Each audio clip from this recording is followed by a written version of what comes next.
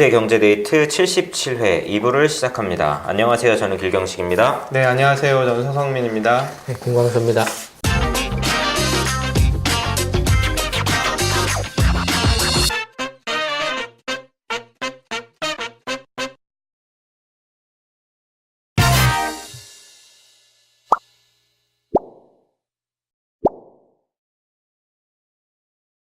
네, 2부에서는 어떤 이야기 하나요? 그 정권이 바뀌면서 이제 사법부에도 이제 그 많은 변화가 있었잖아요. 일단 이제 양승태 대법원장에서 이제 김명수 대법원장으로 바뀌면서 네. 일단 그 양승태 대법원장 시절에 벌어졌던 이제 사법부의 온갖 그 비리나 이런 사건들과 관련해 가지고 지금 이제 검찰이 그 전 양승태 대법원장 시절에 있었던 비리를 이제 조사하기 위해서 이제 영장을 청구하는데 네. 그 영장들이 지금 계속 기각되는 일도 벌어지고 그러면서 지금 이제 이제 자유한국당을 제외한 야당까지 해서 이제 여야 4당이 양승태 전 대법원장 시절 법원 행정처의 사법행정권 남용 의혹과 관련해서 특별재판부를 설치하는 방안을 이제 공동으로 추진하겠다고 지금 이렇게 밝혔거든요. 네. 그래서 이와 관련해서 이 특별재판부와 관련해서 이제 그 헌법학자들 같은 경우는 위헌 소지가 좀 있다. 근데 이 법안을 주도한 더불어민주당의 이제 박주민 의원 같은 경우는 위헌 소지 없다. 그러면서 이제 이 특별재판부와 관련해 가지고 이렇게 논란의 소지가 좀 있는 것 같아요. 근데 일단 이 사법농단 관련해서 네. 뭐 수사나 이게 진행은 어떻게 되고 있는 거예요? 처음에 이제 이 관련해서 원래 이제 대법원이 주도적으로 네. 자체 조사를 하려고 했었는데 이 조사를 해보니까 이제 그 조사가 또 잘 안 되고 이게 비리가 이제 명백하게 이제 밝혀진 그런 경우가 이제 많아서 김명수 대법원장이 이제 이 수사에 협조를 하겠다고 하면서 관련된 파일을 그냥 다 검찰의 조사에 넘기면서 네. 지금 검찰 수사가 지금 이렇게 굉장히 급물살을 타면서 지금 이렇게 조사가 이루어진 거였거든요. 네. 그런데 이 관련해서 지금 뭐 전혀 진척 사안이 없으니까 이제 더불어민주당 같은 경우는 이 비리와 관련된 사람들이 지금 법원 각처에 지금 이렇게 다 흩어져 있어가지고 이 수사를 방해하고 있다. 그래서 네. 이 수사와 이것과 관련되지 않는 사람들의 추천을 받아가지고 네. 이 특별재판부를 설치하겠다. 지금 그런 내용입니다. 이 법안에서 이제 보면 이 특별재판부를 만들기 위해서 특별재판부 설치위원회를 열어가지고 이제 대한번협 3명, 법원 판사회의 3명, 시민사회 3명, 이제 모두 9명으로 구성된 특별재판부 후보 추천위원회를 이렇게 열어가지고 이제 여기서 이제 추천한 사람들을 가지고 특별재판부를 구성하겠다. 이제 이런 내용이거든요. 그게 뭔 말이에요? 그러니까 지금 이 사법농단 재판을 하려고 하면 재판부가 어쨌든 이게 사법부의 문제인데 사법부가 재판을 하게 되니까 이 재판관의 구성을 사법부에서 하게 두지 말고 국회나 뭐 대한변협 이런 또 외부 전문가 이런 사람들이 어떤 판사가 이 재판을 했으면 좋겠다. 그거를 정하자. 1심, 2심을 그렇게 이제 추천할 수 있게. 이제 특검하고 똑같은 거죠.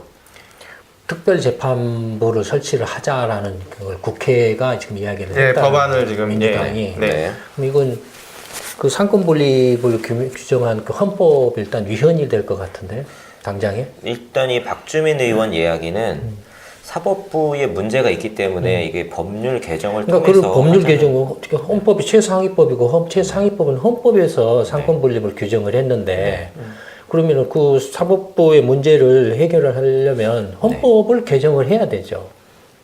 근데 이제 박주민 의원 얘기는 이 법안 잘 살펴보면 헌법을 위반한 사례가 없다. 위반할 여지가 없다. 이렇게 얘기를 하고 있어요. 네. 예를 들어서 지금 특별재판부를 설치한다라는 것은 일종의 이제 특별검사를 임명한다라는 이야기잖아요. 네. 네. 특별 판사죠. 그러니까 특별 판사, 그러니까 특별 검사를 임명한다는 것과 같은 이야기처럼 특별 판사를 임명한다라는 거잖아요. 네. 근데 이 검찰은 행정부 소속이니까 네, 네, 네. 행정부 소속이니까 그냥 행정부 대통령 수장인 대통령이 그렇게 한다라고 네. 해서 또 정치적 사안으로서 이렇게 국회가 여야가 좀 합의를 해가지고 네. 이렇게 특검을 구성한다. 특별 이렇게 행정부의 검찰에 대해서 믿을 수가 없다. 네. 네. 그래서 독립적으로 이렇게 뭔가를 좀 이렇게 하겠다라고 하는 것에 대해서는 당연히 그 국회가 국정감사권을 네. 가지고 있기도 하니까 네. 네. 이렇게 충분히 이렇게 가능하지만 네. 또 그 특검에서 이제 대통령이 또 오케이를 하면 가능하잖아요. 특검도 그쵸. 이렇게 대통령 오케이를 안 네. 하면은 안 되잖아요. 네. 그 대통령이 임명을 하게 되어 있죠. 그러니까 예. 너 하면은 대통령이 나 싫어 그러면은 못 하는 거잖아요. 네. 그러니까 결국에는 이제 그 국회나 그 행정부가 서로 이렇게 그 검찰 자체에 대해서 이렇게 문제가 있어가지고 제3의 어떤 기구를 만들어서 수사를 하도록 이렇게 조사를 하도록 하자. 이건 수사이기 때문에 네. 재판이 아니고 수사이기 때문에 네. 그러니까 이건 헌법의 그 규정사항이라고 보기는 힘들다 이거예요. 네. 네. 근데 지금 이제 명백히 재판의 경우에는 네. 상권 분립에 다 바로 걸리죠. 네. 그렇죠. 재판의 경우에는 네. 그러니까 특별재판부를 만든다 라고 하면 이렇게 특별재판부를 만드는데 지금 현재 예를 들어서 이제 대법원이나 네. 대법원장이나 아니면 법원이 거기에 동의를 한다라고 하면 굳이 이렇게 특별재판부를 만들 필요 없이 그냥 법원이 동의를 하면 법원 자체적으로 누구 판사를 임명해 지정해 주세요. 우리가 그러면 그거 할 테니까 네. 라고 이렇게 하면 끝나는 거죠, 사실은. 그래서 지금 근데 이제 만약에 네. 특별검사는 이제 제3의 그 지금의 검찰 공무원이나 검사가 아닌 네. 제3의 인물을 특별검사로 임명해서 하잖아요. 네. 네. 근데 특별재판부 경우에 특별판사는 네. 네. 이렇게 특별검사, 이렇게 변호사라든지 일반 시민사회로부터 이렇게 누구를 임명하는 그런 게 불가능하죠. 그렇죠. 현직 판사만 할 수 있으니까. 불가능하죠. 일단 기존 판사 가운데서 임명을 해야 되는 거예요. 그렇죠. 네. 그러면 기존 판사 중에서 그렇게 임명을 한다면 누가 우리 편이고 누가 저기고 그렇죠. 이미 그 자체로서 이제 편을 가르는 거죠, 벌써. 그렇죠. 네. 네. 우리 편 판사를 임명한다라는 거 아니에요. 네. 그렇죠. 그러니까 구체적으로. 그 사법 그 농단에 들어가 있는 그 명단에 있는 사람 판사들한테 지금 80명 정도인데 원래 이명박 박근혜 때 예. 이제 사법부가 개판이 돼가지고 네. 개판이 된 원인이 뭐 양승태나 뭐나 하는 그 일파들이 네. 일당들이 이렇게 이렇게 세력을 형성해서 했다라고 하면 박근혜 때는 이명박 때는 정권을 잡았으니까 가운데로 중앙으로 착 몰려서 핵심 부서를 장악을 하고 있다가 네. 이제 정권이 바뀌니까 네. 쫙 흩어져가지고 이제 각계 전투로 네. 이렇게 네. 해서 네. 저항을 한다 뭐 이런 건가요? 그런 네. 얘기인 네, 것 이런 같아요. 거나요? 예. 아니 그러면은 그러니까 무능하다라는 것밖에 안 되죠. 사실 그래서 이 비판 중에 하나가 회피제도나 수사 재배당 재판 재배당 요청을 해서 자체적으로 충분히 할 수 있는데 왜 그렇게 안 하고 이렇게 특별재판부 같이 이 특별재판부의 또 재판 형식이 국민참여 재판이거든요. 그래가지고 이게 근데 이제 박주민 의원 얘기는 이 기존에도 국민참여 재판의 형식을 도입해서 했는데 뭐가 문제냐. 전혀 헌법에 문제될 건 없다라고 하는데 문제는 이게 이제 자유한국당이 반대를 하면 전혀 통과될 가능성이 거의 없는 그런 법안이라는 거죠. 그래서 실효성 없이 아니 그런 거라면 네. 도민당이 그냥 고발을 해가지고 네. 재판 청구할 때 참여재판 청구를 해버리면 되잖아요. 뭐 하려고 생쇼를 해, 정치적 쇼를 해요. 특별재판부 아예 만들 거 없이 네. 네. 이거 국민참여재판으로 해달라고 하면 되잖아요. 그렇죠. 그리고 이게 그 가장 큰 논리적인 맹점이 뭐냐면 1심, 2심 재판부만 구성할 수가 있고 대법원은 대법원에 대해서는 또 할 수가 없어서 결국엔 이게 대법원 문제인데 대법원 재판에 대해서는 참여를 할 수가 없으니까 사실상 유명무실하거든요. 지금도 구조적으로. 원래 이제 그 문재인 정권 출범할 때 네. 이제 적폐청산을 이렇게 많이 부르짖었잖아요. 네. 그래서 이제 뭐 그 중에 대표적인 게 이제 사법 적폐였죠. 네, 네. 뭐 사법이라고 하면 크게 세 군데죠. 이제 법원, 검찰, 경찰 이 세 군데죠. 그러면은 문재인 정부 정권 출범하고 나서 사법 적폐 청산한다라고 했는데 그 동안에 각 이 세 분야별로 뭘 어떻게 지금 적폐 청산을 해오고 있나요? 지금 적폐 청산이 진행되고 있는 건지 제대로 1년 반 지났는데 아무 데도 안 된 거. 검찰 같은 경우는 어떻게 됐나요? 지금 검찰총장을 바꿨죠. 교체를 했죠. 네, 바꿨죠. 네. 교체 바꾸기만 한 것 같아요.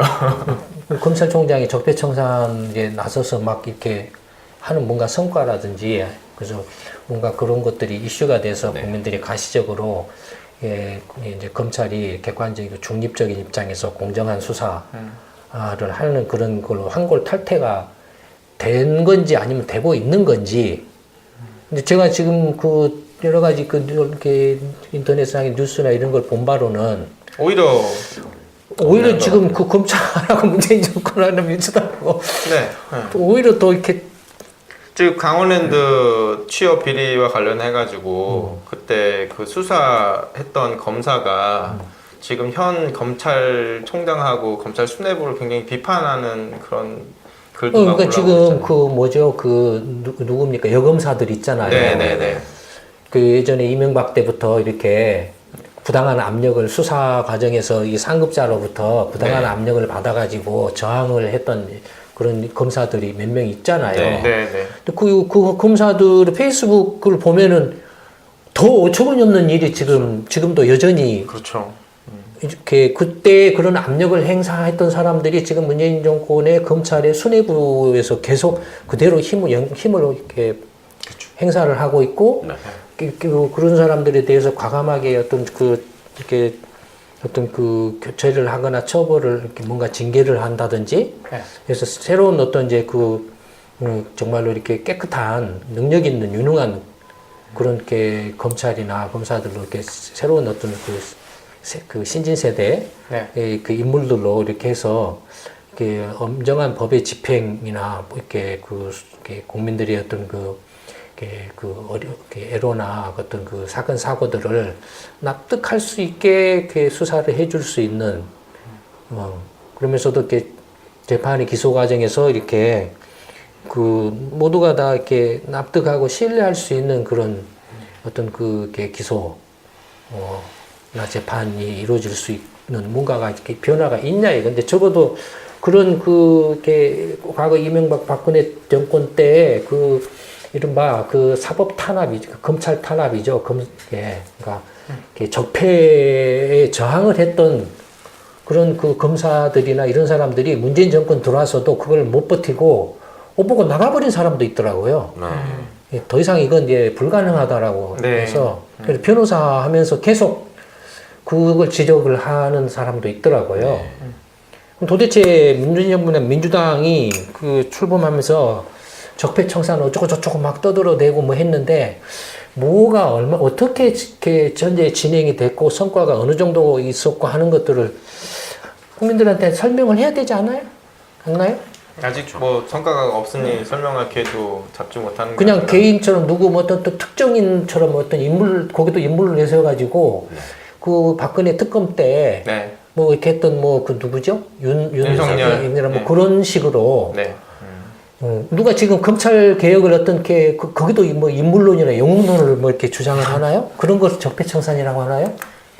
그러니까 이 사람들은 시스템 일하는 개념 자체가 없어요. 이 국가 경영이나 정부나 이런 거에 있어서. 그럼 개념 자체가 없기 때문에 저 사람이 우리 편이야 이런 생각뿐이죠. 그래서 내가 정권 잡았으니까 우리 편이 가서 한 자리 해야 돼. 뭐 이런 범위를 넘어서 벗어나지 못하는 것 같아요. 문재인 정부가 처음에 출범할 때 이 사법농단에 대해서 이야기가 나왔고 적폐청산이라는 거에 초점이 사실 여기에 맞춰져 있었는데 그런 구조적인 이야기는 아예 처음서부터 없었고 지금 초점이 맞춰져 있던 이 사법농단 양승태에 대한 수사조차도 사실 이게 진도가 거의 못 나가고 있거든요. 그러니까 이제 검찰도 그렇고 네. 경찰은 어떻나요? 경찰은 조금 이전 정부보다는 살맛이 나는 것 같아요. 문재인 정부에 좀 뭔가 지원을 받는 것 같아요. 예, 막 이렇게 이제 누구지 그 행정부 장관이 가서 경찰이 김부겸. 이게 네. 행정부 소속이잖아요. 네. 그러니까 뭐 가서 이제 막 이렇게 막 이렇게 떠들거려주고 하니까 네. 뭐 기분이 좋아서 그랬나요? 아니면 그 동안에 사실 경찰의 그 비리 문제는 지금도 여전하죠. 네. 예, 이렇게 문제 심각하죠 사실. 근데 지금 경찰의 적폐가 뭐예요? 거기에 대해서 문재인 정권이 뭐나 민주당이 경찰의 적폐에 대해서 뭔가 이렇게 이러이러한 적폐가 구태나 네. 적폐가 있습니다. 그래서 이러이러한 이제 사례들이 있었습니다. 우리가 자체적으로 조사해서 냈는데 이런 사례들이 많았습니다. 그래서 이걸 어떻게 적폐를 청산하겠습니다라고 한 게 있나요? 사실은 없죠. 경찰이 오로지 하는 게 무슨 그 경찰하고 검찰하고 밥그릇 싸움하는 그런 그 이야기만 이야기만 나오고 있죠. 있죠. 네. 뭐 기소독점권 뭐 저거 한 해 만에 네. 하는 뭐 이렇게 기소하고 수사권을 이렇게 분리한 해 만에 하는 이야기 정도뿐이죠. 그거 있고 자치경찰제 얘기가 또 있죠. 경찰은 원래 자치경찰이죠. 아 근데 이제 그 선거로. 그러니까 지금은 이제 중앙에서 이렇게 다 하는데 이제 지방자치단체장한테 이제 그거를 넘겨준다는. 그러니까 이제 경찰 이제 이제 지방 경찰청장의 임명권을 네. 인사권을 이제 지자체장한테 준다 이거죠. 네네네. 뭐 그런 그 인사권을 지자체장한테 준다 그래서 그러면 경찰이 달라진 게 뭐가 있죠? 적폐청산과 관련해서. 그럼 뭐 무슨 상관이 있어요? 더 근데 비리가 더 심해질 것 같다는. 이게 대통령 직속으로 행정부 직속으로 하든 그 지방 경찰청장 제도로 해서 이렇게 지자체장이 임명을 하든 이 지자체장이 임명을 하나 대통령이 임명을 하나 행정부 장관이 임명을 하나 뭐가 달라요? 어차피 그놈이 그놈인데. 문제는 지금 경찰이든 검찰이든 국민들하고의 관계가 어떠냐가 문제잖아요. 적폐라는 것은. 네. 그렇죠. 그러면은 경찰 적폐청산 뭐 없냐 이거예요. 예를 들어서 이제 국민들과 관련해서 경찰 아닌 또는 검찰이 아닌 국정원이나 기무사나 이 군이나 보훈처나 요따구 곳들이 국민들의 이렇게 인권을이나 어떤 개인 정보. 이렇게 사찰. 사찰을 하고 하는 것들 네. 네. 그런 것들에 대해서 이렇게 구체적으로 뭘 어떻게 네. 뭐 한방 떠들어대고 뭐고 하는데 저놈을 가둬야 돼, 잡아 넣어야 돼, 쳐 넣어야 돼. 그걸로 끝나냐 이거예요. 그게 적폐청산이냐 이거예요. 그렇지 않죠. 뭔가 구조적이고 시스템적으로 그런 일이 재발되지 않도록 하는 그 방지책을 내놓은 게 있냐 이거예요. 오로지 그냥 뭐 이 페이스북이나 뭐 이렇게 인터넷 같은 데 보면은 저놈이 이명박 때 어떤 놈이었는데 저놈이 박근혜 때 나쁜 짓거리를 한 놈인데 네. 저놈을 빨리 감옥에 쳐넣어야 되는데 지금도 떵떵거리고 있네. 뭐 요 소리만 넘쳐나죠. 그 빠돌이들이. 거기에만 초점이 맞춰져 있죠. 사실은. 나만 노무현 대통령처럼 나만 깨끗하면 되는 건가요? 그렇지 않죠. 그 다음에 이제 법원으로 넘어와 보자고요. 네. 근데 법원의 문제는 뭐였습니까? 이 사법거래. 시작은 사법거래. 어떤 사법거래였나요? 그 이제 상고법원 설치를 목적으로 이제 그 박근혜 정권하고 이제 재판 거래, 이제 박근혜 정권이 이렇게 재판을 했으면 좋겠다라는 거를 이제 실제로 받아가지고 그렇게 원하는 정권 입맛에 맞게 재판한 그런 정황부터 해가지고 그 사법권 남용하고 뭐 예, 그 양승태 대법원장 시절에 이제 그 여러 가지 이제 그 불품 비리 같은 거 이런 것들이 주로 예. 또 뭐 재판관들 블랙리스트. 자기네 예를 편. 들어서 그러니까 방금 이야기한 것처럼 이명박 때나 박근혜 때 법원이 권력에 불붙어 가지고 네. 어차피 대법원장이나 뭐 대법관이나 뭐 하더라도 이게 정치적 줄서기를 해야 되죠. 네. 자기가 그거 임명을 받으려면. 네. 그러니까 이게 이제 제왕적 대통령제예요. 그러면 사법 적폐청산 하려면 제왕적 대통령제부터 먼저 손을 봐야 되죠. 아니 지금 대법원장이나 대법관이나 실질적인 어떤 그 검찰총장이나 이런 사람들은 다 이렇게 대통령이나 이렇게 대통령의 그 힘이 막강하잖아요. 네. 영권이 있으니까. 영향력을 행사하잖아요, 네. 절대적으로. 그러니까 지금 이명박도 그랬고 박근혜도 그랬고 그런 걸 또 이렇게 판사들이나 법원 스스로가 그런 그 대통령의 파워가 더 강한 세다라는 걸 이렇게 스스로 인정했기 때문에 가서 빌붙어서 줄서기 하고 거래하고 흥정하고 자기들 밥그릇 또 하나 더 챙겨 먹으려고 하고 그 짓을 한 거 아니에요. 네, 그렇죠. 예를 들어서 검찰 같은 경우는 일본 검찰 같은 경우는 어쨌든 간에 총리도 수사를 하고 비리가 있으면 바로 수사하고 구속을 할 수 있는 독립성을 갖고 있다 이거예요. 총리 이렇게 이면서도 이렇게 행정부 소속이면서도 총리나 이렇게 권력 비리에 대해서 독자적으로 수사하고 할 수 있는 네. 힘을 갖고 있다 이거예요. 미국 FBI 봐보세요. FBI도 아주 막강하잖아요. 지금 뭐 트럼프 계속 물고 늘어지고 있잖아요. 네. 그러니까 그런 것들을 어떻게 문재인 정부 적폐청산이라고 하면 이명박 박근혜 때 이렇게 못된 짓거리 했던 놈들, 마음에 안 든 놈들 잡아가지고 감옥에 보내는 게 중요한 게 아니고 그런 시스템을 만들어서 어떤 정권에서 이렇게 정권이 이렇게 누가 정권을 잡더라도 검찰이나 법원이 독립적으로 그런 권력에 대해서 과감하게 수사하고 과감하게 법의 엄정한 법 집행에 의해서 처벌을 할 수 있는 그런 시스템을 구조를 만드는 게 적폐청산이죠. 그렇죠. 그러면 일단은 이제 그 양승태 전 뭐 대법원장인가 뭔가 하는 그 네. 사람 이야기는 이제 그런 못된 짓거리를 했다 이거죠. 네. 근데 못된 짓거리를 했는데 그걸 이제 문재인 정권 출범해가지고 이제 조사를 하려고 했는데 이제 사법권 독립을 또 내세워가지고 판사들이 아예 영장 아예 이제 청구부터- 집단으로 이제 막 네, 이렇게 그렇죠. 이렇게 사보타지를 했다 이거죠. 네. 그러니까 거기에 대해서 검찰이 수사를 적극적으로 하려고 했었나요? 그 전에는 사실 그 안에서 테스크포스 뭐 이렇게 해서 검찰도 제가 지금 알기로는 적극적으로 수사할 의지도 없었던 없었다가 2차 조사를 했는데 사실상 그 결과가 안 나왔습니다.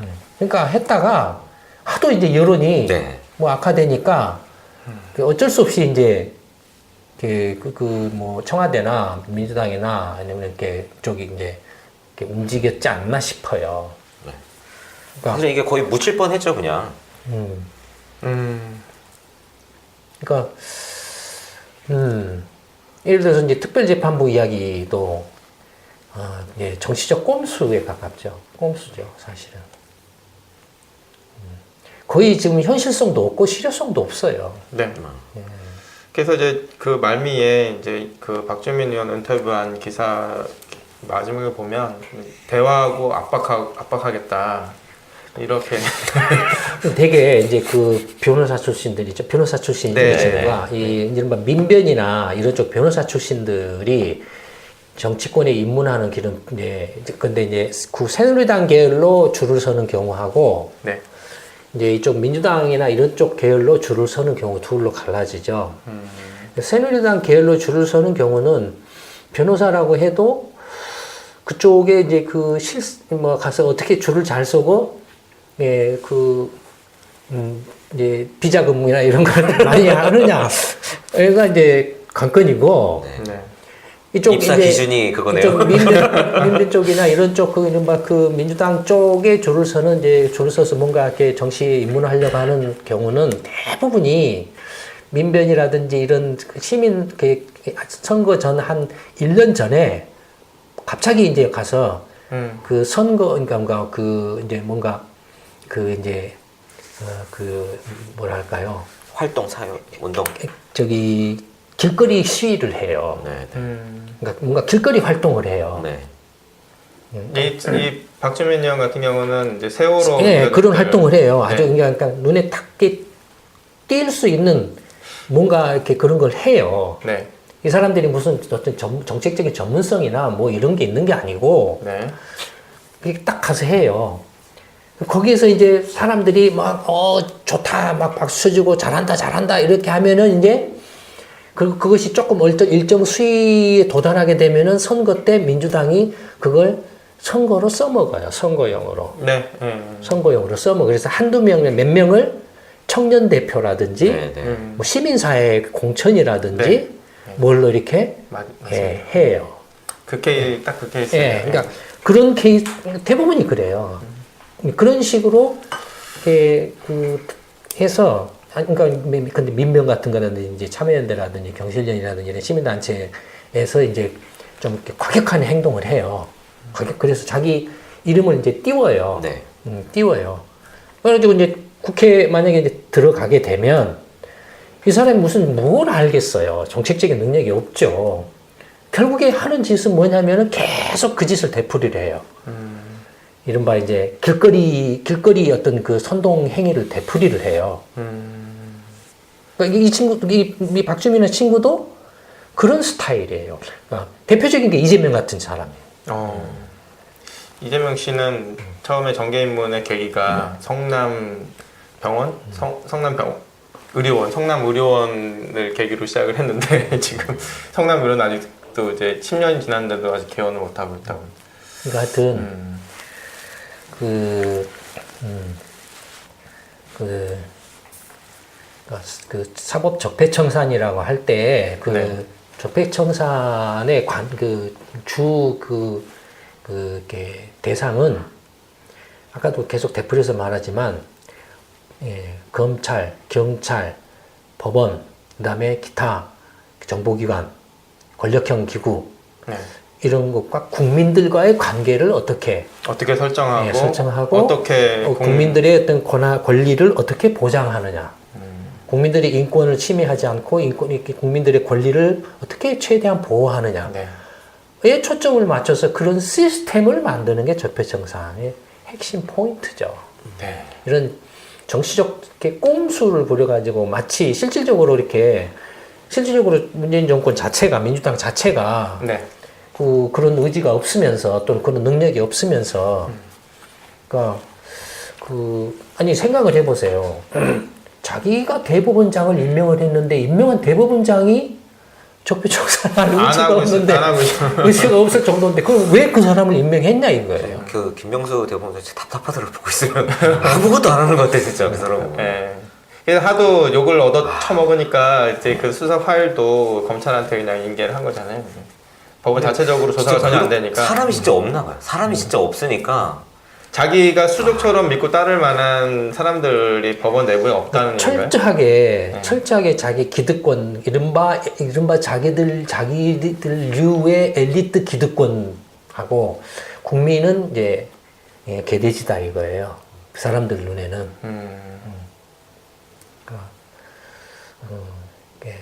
국민들이 지금 어떻게 손을 쓰기가 힘든 상황이에요. 그렇죠. 사실 또 뭐 국민들이 이렇게 뭐 당장 할 수 있는 것도 없잖아요. 이런 문제들에 대해서. 딱 한 가지밖에 없죠. 선거에서 물갈이 하는 거예요? 네, 그냥 이순신 프로젝트에 몰표를 한번 줘보세요. 제가 아니라 몰표를 준다라는 건 대다수 국민들이 같이 참여를 한다라는 거죠.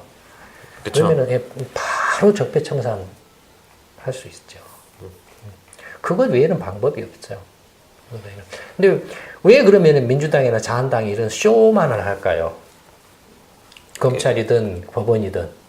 한통 속이니까. 근데 이제 막상 제왕적 대통령 하에 권력을 여당이 딱 되면 누릴 수 있는 혜택이 너무 많으니까. 그동안에 저지른 죄가 너무 많아가지고. 이게. 그러니까 찌르면 자기도 찌르는 거 아니에요? 걸리면은 이게. 같이 걸리고 막. 주주주주주 그냥. 그 다음에 또 이제 보험을 드는 거예요. 보험을. 그러니까 이런. 자기가 나중에 만에 하나라도 문제가 생겨서 검찰 수사를 받거나 법원의 재판을 받을 때를 대비를 해서 보험을 들어놓는 거예요.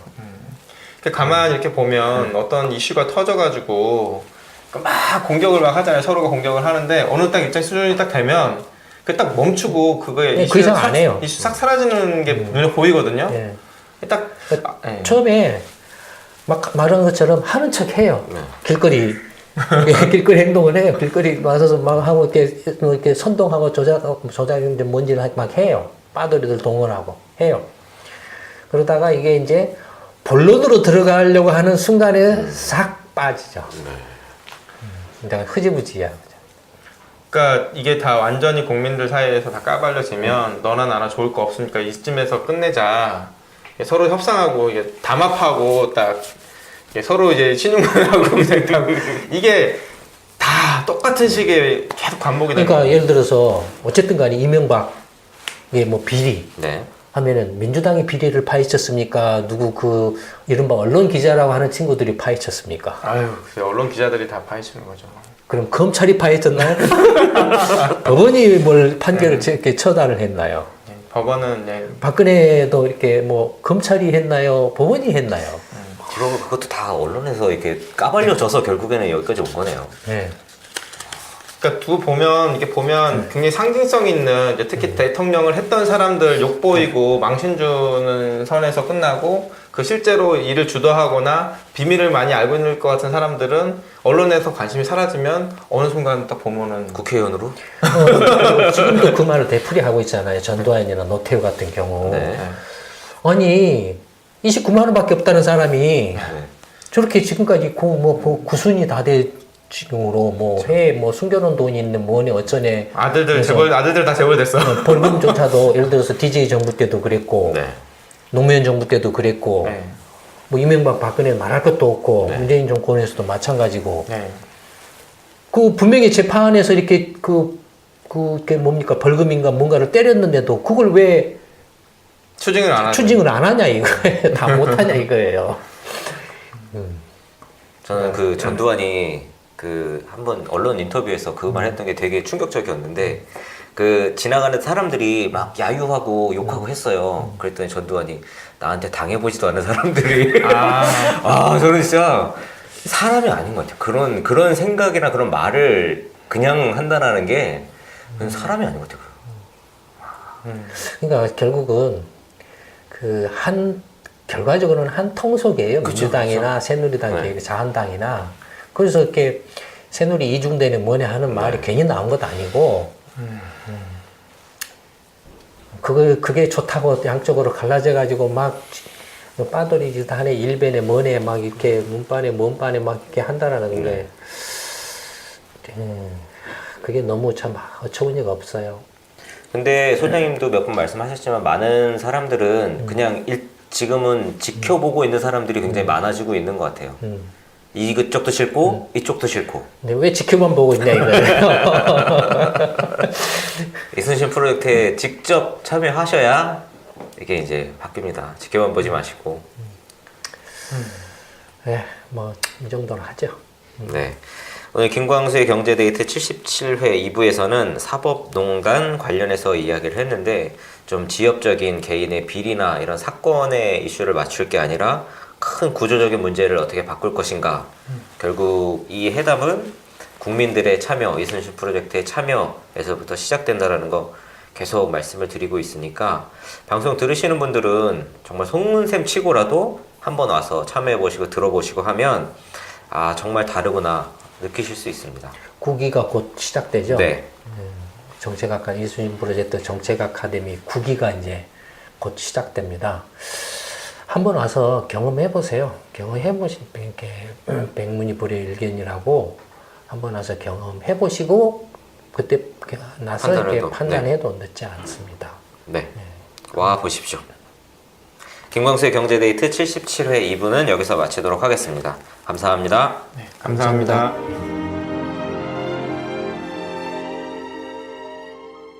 이순신 프로젝트 정책 아카데미는 평범한 직장인, 가정주부, 자영업자, 전문직 종사자, 교수, 대학생 등 다양한 분들이 함께하고 있습니다. 당신은 어떻게 이순신 프로젝트 정책 아카데미에 참여하게 되셨나요? 안녕하십니까. 저는 7기 이번에 졸업한 김정연이라고 하고요. 네, 저는 용인 수지에서 살고 있고, 네, 저도 이제 앞에서 이제 소개해드렸던 김남왕 씨랑 같이 이제 5기 수료생 한 분의 지인으로서 이렇게 추천을 받아가지고 이제 이렇게 수료까지 하게 됐는데요. 그래서 원래 정치에 대해서 딱 뭐 그렇게 많이 관심을 많이 가진 거는 아니었지만 이렇게 좀 저도 이제 교육 정책 공부하고 또 교육에 대한 또 관심을 가지고 있다가 이런 것들이 이제 정치적인 거나 정책적인 부분에서 바뀌지 않으면 우리 아이들이 참 앞으로 살아갈 시대가 우리나라에서 힘들지 않겠나, 또 이런 것들을 좀 고치기 위해서 또 바꾸기 위해서 좀 조금이나마 좀 힘을 보태면 좋겠다 이렇게 생각을 하고 있다가 이 정책 아카데미 들으면서 이제 교육이 이제 교육만 잘해서 되는 게 아니라 정치, 경제, 사회, 문화 여러 가지 다양한 이 사회의 분야와 같이 이렇게 바뀌지 않으면 바뀌기 쉽지 않다라는 생각을 하면서 이렇게 소장님의 그 강의를 통해서 여러 가지 모르는 분야에 정말 전혀 관심이 없고 또 접해보지 못했던 공부들을 하면서 많이 배워온 12주였던 것 같습니다. 그래서 되게 유익한 시간이었고, 제가 저번 주에 수료하면서 또 말씀드렸던 건데, 여기에서 또 이제 그런 많은 거를 배우는 것도 되게 중요하고 되게 좋았던 거지만, 무엇보다도 여기에서 만나는 이런 분들, 어디서 만나겠어요, 제가. 그래서 참 귀한 분들이다. 왜냐하면 이게 영리를 목적으로 모이신 게 아니잖아요. 그리고 정말 이 나라를 정말 제대로 된 나라를 만들고 싶고, 또 이렇게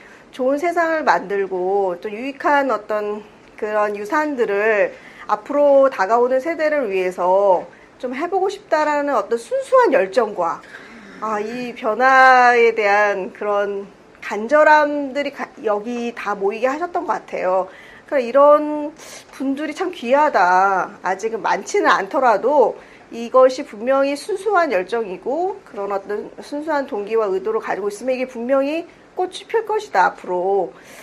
이런 것들을 잘 이렇게 함께 또 키워나가는 이런 작업들을 여러분들과 함께 하게 돼서 되게 영광이고요. 또 뭐 제가 뭐 별로 할 일은 별로 많지는 않겠지만 그래도 이 만남들이 앞으로 더 좋은 만남으로 이어졌으면 참 좋겠다 이런 생각을 하고 있습니다. 네, 감사합니다.